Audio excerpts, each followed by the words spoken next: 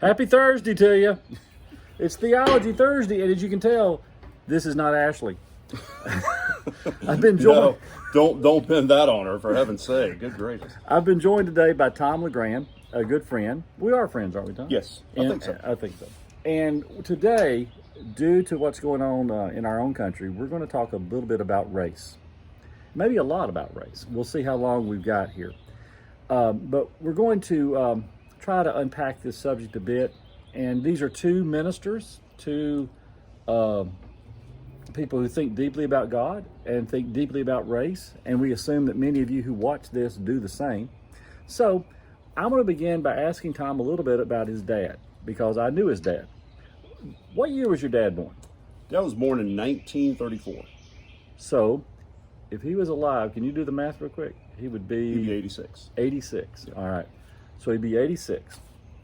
So he came from a generation of people that went through segregated school, and a generation of people who, he came of age. If he was born in 34, he certainly came of age at 52 or 54. Right. And certainly race relations in this country were a very different thing then. And then he had to live through the volatile 60s. Right. But your dad had a very progressive view of race relations, much different than people of his typical generation. For someone born in 1934, I would say kind of extremely progressive. So explain to me, I'm really open-ended question. Tell me where you think that came from and how you think that developed and what you saw from his ideas about race. Well, let's start with the fact that, yes, I'm here to class up the joint a little bit from this Alabama Cup thing and all that nonsense. And his story is odd in that he had 8 brothers and sisters. Okay. Of the 8 brothers and sisters, all of them held much less progressive views on race than he did. Okay. Some extremely non-progressive, okay, including one of his brothers who was a minister. All right. And so I began asking him in high school that, how did you turn out so different than my uncles who would use the N-word? Well, I'd love to hear this. And he said, and my family was poor. My dad's family was poor. Mm-hmm. On the other side of the family, we had wealthy, actually slave owners on my mom's side of the family. Mom probably won't watch this video, so I can say that right now. But yeah, it was both held similar views on race, but came from different perspectives. Mm-hmm. So Dad worked in the fields with African Americans. My grandfather was a poor sharecropper. The people my dad worked with in the fields were much more poor sharecroppers. Mm-hmm. They were getting paid by the poor sharecropper to work in the field. Okay. And so he worked with these men, and he spent time with the younger boys, and he said, at some point I just had to ask myself, why can I work in the field with this person?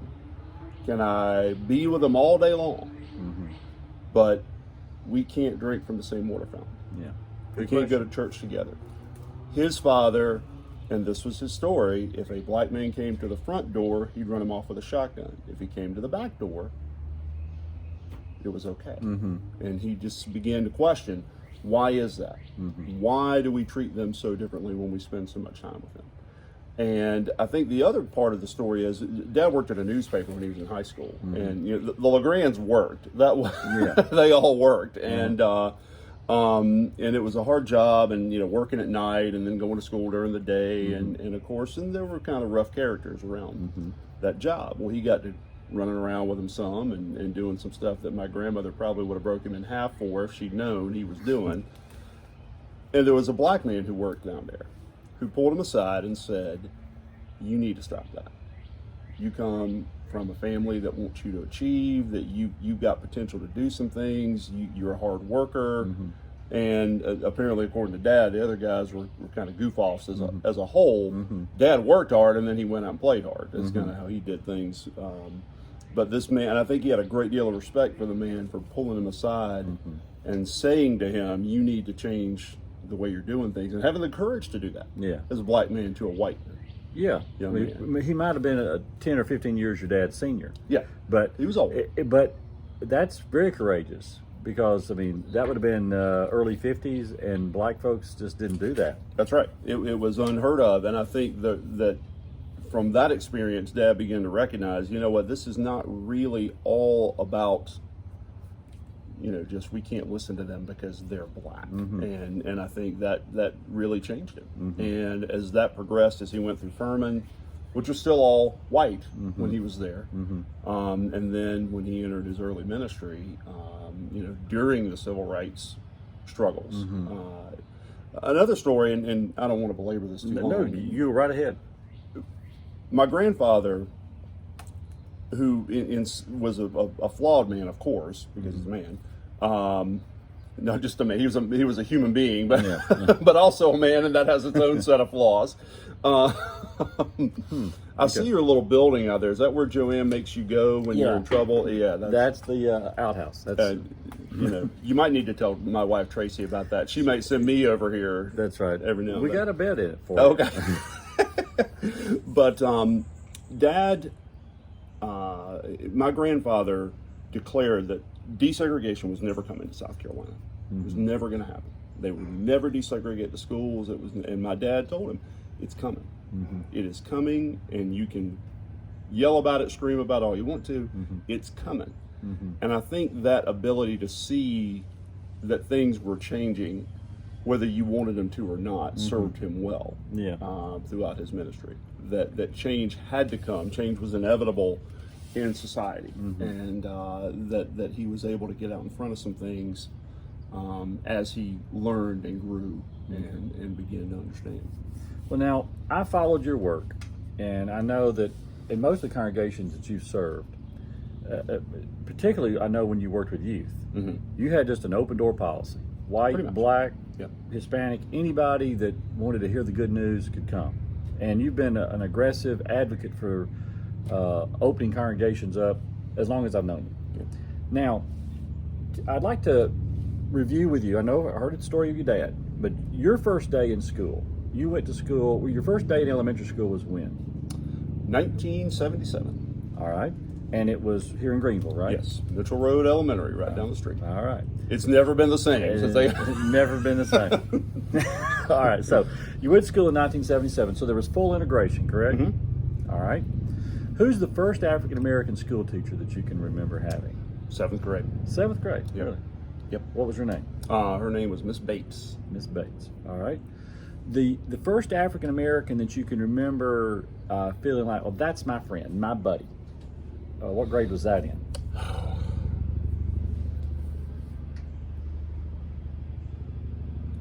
Probably more friend, and I mean in the 6th grade. Okay. Now again, we had African American students in the classroom, Right. and we were friendly with them. Yeah. But one that I was started to be kind of tight with was in 6th grade. Okay.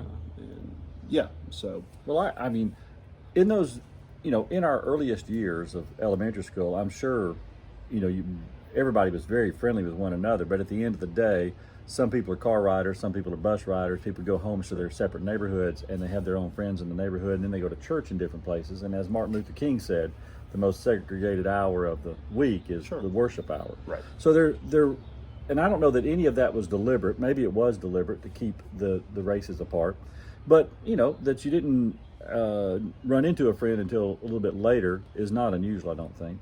Now, can you remember the first African American who followed you home, came home, or was over? Yeah, it was a guy named Joe White and my buddy Mike Young. We had a science project to do together, and they came over to the house.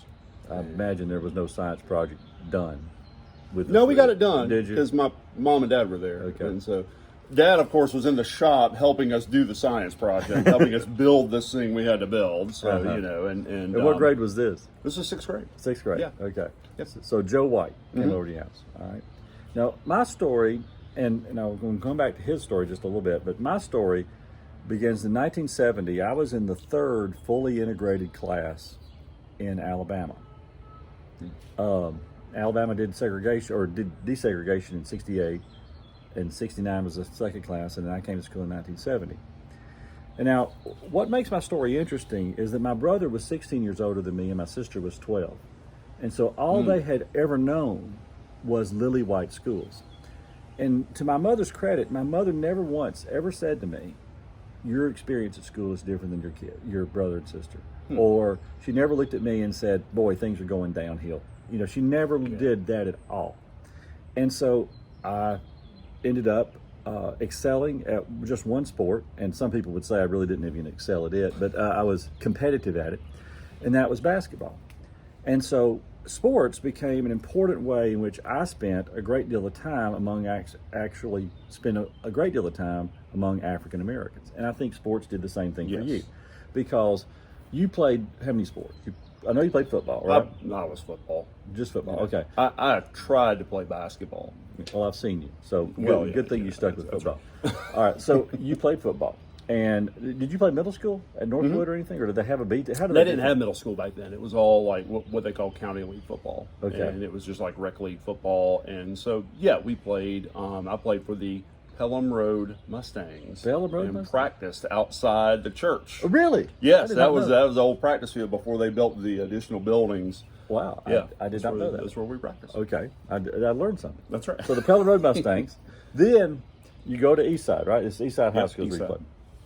All right, and the team, I'm assuming this is 1987, 88? 86, 86. 85, it started in 85. Okay. Yeah. And so you're playing football there. Team is racially divided, I would say. Plenty of African American players. I wouldn't say plenty. You wouldn't. Okay. We had African American players, and I think this is the important distinction that may be different now in schools in Greenville County than when I was in school, and certainly may be different on the east side of town, which at the time I was growing up was the side of town. You know, that downtown was not somewhere you went unless you were going to get in trouble. Right. But most of the African American players were bused in to school. Where did they come from? They came from Woodland Homes and Lowwater. So did you have fond memories of these athletes? Yes. Yes. And and I have to tell the story because I think it's very, very telling for us as Christians and us as people. Had 3-4 really good friends that I still run into every now and then. Our quarterback was black. Reggie McDavid, even though some of our coaches didn't want him to be quarterback because he was black, even at that time. And then some other guys that played that lived up in Woodland Homes. And they came to church with me one Wednesday night. Okay, this would have been at East Park. East Park. Came to East Park. And we had an African American family that had joined, and I don't know, that was still a battle when they did, but they had joined, and it was not unfamiliar territory for black people to be in our building, although there weren't that many that went to church. So I'm bringing the guys in, and we go walking into the church, and as we're walking down the hall to go to the fellowship hall to eat, they get further and further behind me. And all of a sudden, I turn around and I realize they have stopped. They're scared to death. Really? They are terrified. And this is 1985. This is 1987. This is about 87 because we were like juniors in high school at that point. They were just petrified. I was like, guys, it's okay. Come on. And people ain't gonna like us being in here. And this is what they said. And so they walked in warily, fearfully, to get their food and sit down at the table. To the house of God. Yeah. 33 years ago. Yeah. Wow. And I'm not sure it's all that different now. One of the things that in we may be way off the rails here, pull me back if we are. In my work, one of the things that we do in my job now is that we prepare tax returns for low-income families. People who are better trained than I do the majority of the work on that, but I supervise and organize that work. So we're looking for a place in Orangeburg to do what we call drop-off returns, where we're not sitting there with folks. They can drop their stuff off, we do the return and bring it back to them. We've talked about a couple of churches in Orangeburg, and the fear is that people will be hesitant to go to a white church. Really? To get their return work done. Do you think, if we find a location to do that? Do you think the white churches will be hesitant to become the drop-off center? Not the ones that we are talking to. Okay. You know, now of course, like all churches, Yeah. they got to go through the committee and they got to get it approved by the deacons and all this other kind of stuff. You know, and then there's the question right now of having people in the building. You know, Yeah. and what's the safety precautions there. But one of our team members who was from Orangeburg said, "I'm not sure that they're not going to be intimidated." Yeah. You know, Well, I can and so, believe that. even now, in 2020, it's an issue. You know, to return to sports for a moment and to return to my end of sports, Yeah, please. you know, the U.S. military integrated much earlier than anybody else. And from all indications, seems to have done a really good job of doing that. But I would say that in my life, what I have witnessed, and that's why we use the word witness. It's all I can say about what Correct. I have seen. We cannot help but testify about what we have seen and heard. That's right. And what I have seen and heard is that sports has been such a good vehicle for helping people of my color treat other people of other colors with due respect. Yes. And they likewise, because when you sweat together and you run together and you get angry at coaches together, there's a certain bond that you realize that, you know, they're just like me. And when I was in the 7th grade, I made the basketball team.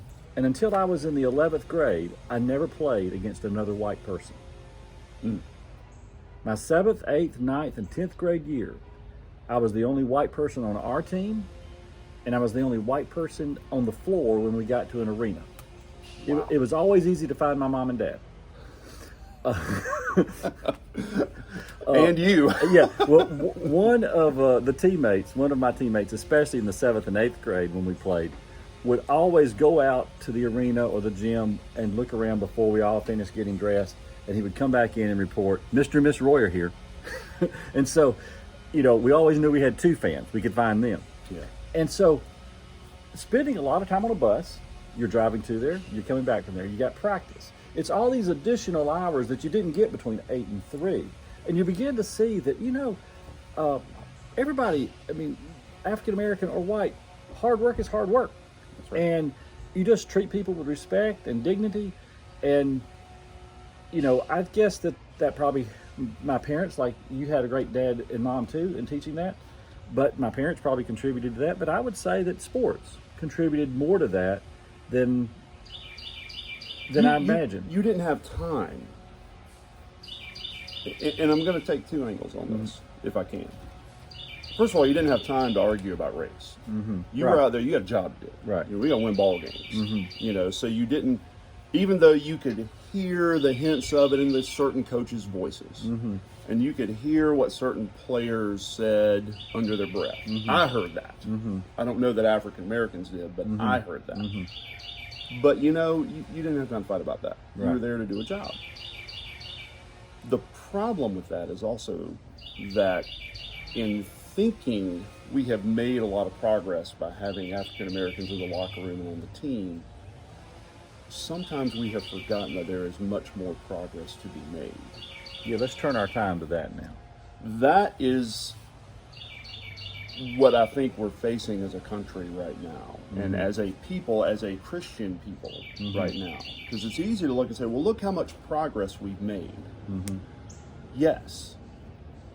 That doesn't mean that progress is done. Right. That we have completed the task, or that we're where we need to be. And by patting ourselves on the back for what we have done, well, it's a lot better than when your dad was growing up. Yes, but that doesn't mean, you know, and let's put that in the context of the Christian life. You're a pretty good guy. Yeah. Sometimes. Yeah. You know, I think I'm a pretty good guy. Yeah. That doesn't mean I have to stop thinking about, I have the right to stop thinking about God, or stop working on my faith, or our knowledge of the scriptures, our understanding of the Bible. Not just using it as a prop or holding it up or saying I have one, but actually opening the book and letting the words soak into our brains and thinking about them and talking about, even debating about them, if you will. I would say the same thing about racial issues in this country. Just because we are not as racist as we used to be does not mean we are not still racist. Amen. That's right. And we as the church cannot avoid these subjects. We want to because they're hard and they're maybe painstaking and gut-wrenching. We've avoided this long enough. Right. We are at a point now where I don't think we can avoid it anymore. And if there is any positive that I see coming out of all the chaos that we see, and you look for glimmers of hope. That's what I look for. And the glimmer of hope is that we are at a point when we recognize perhaps that we can't ignore this or pretend like it's all okay anymore. Somebody's telling us it's not okay. Whether you like what's going on or not, it's not okay. Right. So what do we do next? Well, what What do do we you do? think? Well, What do we do next? Well, see, I've talked enough. I'm throwing it back to you. What do we do next? I don't know. Well, I think that,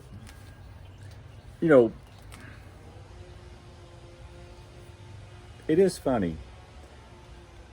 We say out loud we are people of the book and that we are Christians, that we follow God, and we know where God stands on this issue. But what is influencing so many people is what their mama and daddy said and other influences in the culture. And, if Christianity can't trump and come over some of that material, then, I don't know if I'm making sense. You are. But all of these layers are out there and all of these other influences. Either Scripture means something or it doesn't mean something. And like, when I think about Jesus, without trying to preach, when I think about Jesus, I think about, and what would he say to this culture today? He told a story. He deliberately looked at people. And let's just say he looked at the mainstream people, the majority. Yeah. And he said, let me tell you a story. And there was this man who fell into trouble. He fell into trouble, and this priest came by, and this priest didn't help him. He just had business to go. He kept going. And the second person came by, and he was a Levite, and he had business, so he kept going. And the third person came by, and this person helped him. And this person was a Samaritan. Jesus deliberately, he put it in their face that the real good person in this story is the person that all of you hold hard feelings towards. Does that make sense? And we hear that story, and we think, oh, that's a really nice story. No, it really wasn't a nice story. No, Jesus is trying, he is actually goading them. He is sticking it to somebody. Yeah. And he's basically saying the person who helped him was the black man who you worked with at the newspaper, who was willing to pull you aside to help you see what you needed to be and what you needed to do. It's the immigrant whom you didn't really want near you who stopped to help you out. It's not the preacher who's on TV. It's not the guy who has nice flashy sermons, which you always do, very flashy sermons. Yeah, always. John Flashy Roy. Flashy, that's right. My name. If there's anything I would say about Pelham Road, flashy is not it, which is why we like it, just to be honest. Yeah. I've got enough flashy in my life. I like some normal. Well, I think, yeah. He pulls out, I don't know that the congregation, and these are two ministers now telling you, giving you the secret, this is not a pleasant story about just there's a good person out there who the other religious figures were too busy. This is a story where Jesus deliberately picks the minority to be the hero. Yeah. And I think that when you say, what does the church need to do? We need to highlight in our conversations more about the minority community. Whether it's a quote from somebody, whether it's referencing a preacher who is a minority preacher, or whether it's calling our attention, like, did you know, June 17th, South Carolina, think about this, June 17th, 2020, is the 5th anniversary of the Charleston shooting. The Charleston shooting. Sure. Maybe that needs to become a part of our ritual where we just remind people and put before them that and how about those people? How forgiving was that group of people? Oh, man. Yeah. Don't you think that was one proud pastor up in heaven going, Lord, that's one of mine. Lord, I worked with that one. And honestly, you hear people say, I don't know how they did that. I don't know how they could forgive the way they did. Well, think about that for a minute. How could they? Maybe we need to think about where we are. If we're just going to continually cry, well, I'm not a racist, well, I'm not like those people. Don't worry about what those people are doing. What are you doing, not just to not be racist, what are you doing to eradicate the specter of racism that still hangs over us? One of the things that's really interesting about the Good Samaritan illustration, the two people who walked by, did they really even see the man? Oh, they knew there was a lump in the road, but did they see him? So maybe we need to start not just observing, but seeing people. We as Christians need to start, especially white Christians, and the majority of us at Pelham Road are white Christians. Not all, but the majority. Stop talking and start listening. Stop saying what you think and find out what people of color, minorities, immigrants, whatever the case may be, hear what they think. Let them define the terms.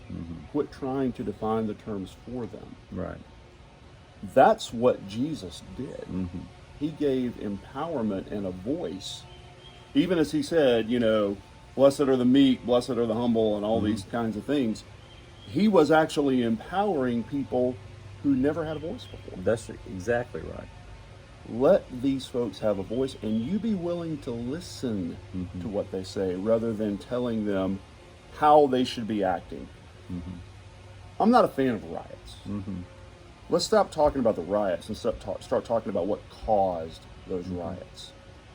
So, how many incidents can you remember in the last 30 years of African Americans being beaten or killed? Well, okay, I can give you a pretty good list. I mean, we're running out of time here, but I'm going. I mean, yeah, that's what you get when you have two preachers. We could go all the way back to the Rodney King incident. I probably could in my memory. That is the one that I most remember the most. But Rodney King was 85 or that was 92. 92. Yeah. All right. Well, here's the story. The last lynching. Do you know when the last lynching happened? Actually, I would argue. No, I'm being a smart aleck. Yeah. Ahmaud Arbery. Yeah. Okay. I understand. But I'm talking about the last official. I'm talking about the last strung from a tree. Recognized. No, I do not. 1981. Now that's surprising. That's right. That's right. Okay. That's surprising. Yeah. 1981, Mobile, Alabama. And so, I mean, I don't know where I was going with that, other than to just say that it's not that long ago. Right. It's within our memory. We can remember that. Yes. In addition to the Charleston shooting, maybe we need to remember the Orangeburg massacre. Yeah. Maybe we need to remember the Hamburg massacre. See, I don't know the Hamburg massacre. That's what folks look it up. The Hamburg massacre. That's in Hamburg, South Carolina. Hamburg, South Carolina. It is a critical part of South Carolina and even Southern history. What year was that? That was 1876. 1876. Yeah, it's way back. It's way back. But your dad might have been a witness. He might have been. He might have been around for that. He probably had some relatives who were around the scene of the crime. But yeah, and looking at how that changed the politics and culture of South Carolina at that time. Yeah. And these are things that I didn't hear about that stuff in school. Well, we didn't talk about that. We're getting way off topic, and this is the last thing, just a little trivia to end on. How many U.S. senators have been African American? 10. How many after Reconstruction? I believe 4 or 6. I think it's 4. So Reconstruction ended 1870, is that right? 1876. 1870. So for the 10 years after the Civil War, there were 6. And in the years since, there's been 4. That's a statewide election. And some of those states, like South Carolina, Georgia, Alabama, Tennessee, deep southern states. Yeah. I can't remember. I mean, Tim Scott's from South Carolina, but I cannot even recall the other senators on that list. Maybe I should have known that. We didn't know we were getting here. I didn't know. We have grown so far off. We're in a ditch now that I don't remember. My history's not good enough to recall those other names. Well, sometimes a ditch is a good place to be. Yeah, maybe. But I would kind of wrap it up with encouraging people to read a book that is really challenging called White Fragility. Okay. Um, Well, who's the author? I don't remember her name. Sorry, I didn't bring it with me. It is a white woman who interviewed and talked with African Americans about their stories. Oh, okay. And documented that. And the other one that I and there's a strong tendency at this time when we do see such racial unrest to quote Martin Luther King Jr. Go back and read Letter from Birmingham City Jail and read other works by Dr. King, including The Other America, which was one of his speeches that we often forget. Let's not narrow down Dr. King to a few quotes from the I Have a Dream speech. That's right. Let's look at the wealth of what he said, thousands of pages of writing and work. Tom and I could get together again and do a whole time on the letter from the Birmingham jail, because that is the letter that calls people out like me. Yes. Okay. Us. It calls me out. And what is the line? Something like, I'm more afraid of the white moderate. The white moderate. That's right. And what we have to recognize is Jesus calls us out. Yeah. And if we're going to be called out by Jesus, then we have to be called out by the people of Christ, by the humanity that God created. And that includes people of color, even when they say things that make us hurt. Yeah. Yeah. Well, Tom, thank you for coming. Thank you.